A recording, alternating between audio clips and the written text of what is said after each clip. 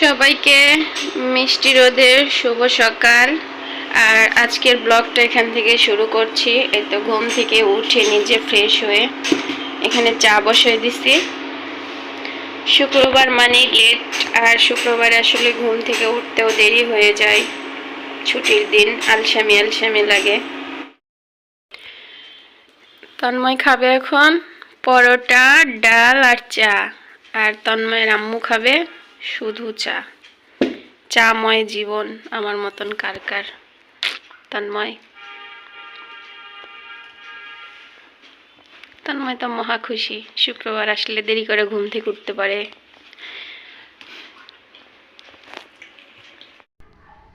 এই তো একটু বাজারে যাচ্ছি, অল্প একটু সবজি নিব আর একটা মুরগি কিনবো, এজন্য বের হয়ে পড়লাম নিজে একা একই। আর এই তো কিনে নিয়ে বাসায় চলে আসলাম।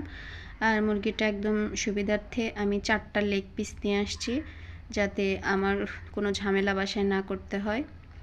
আর রান্নাবাড়ি সব শেষ করে ছেলে নামাজ পড়ে চলে আসছে, সবাই মিলে এখন খাওয়া দাওয়া করে নিচ্ছি।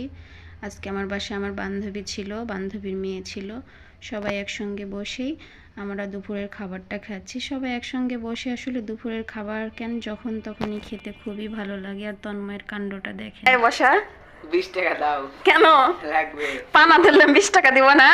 না, চাষি আর দাও। এত সুন্দর করে আমার ছেলে আমার পা ধরে 20 টাকা চাচ্ছে। Technique, Ninja technique. এখনও যারা আমার চ্যানেলটা সাবস্ক্রাইব করেন নাই, অবশ্যই সাবস্ক্রাইব করে দিবেন। আপনাদের ভালোবাসা আমাকে অনেক অনুপ্রেরণা জাগায়। আর এই সুন্দর গোলাপ গাছটা ছাদে নিয়ে আসছে, ছাদে লাগানো হবে, খুব ভালো লাগছে দেখতে। সবাই ভালো থাকবেন, আল্লাহ হাফেজ।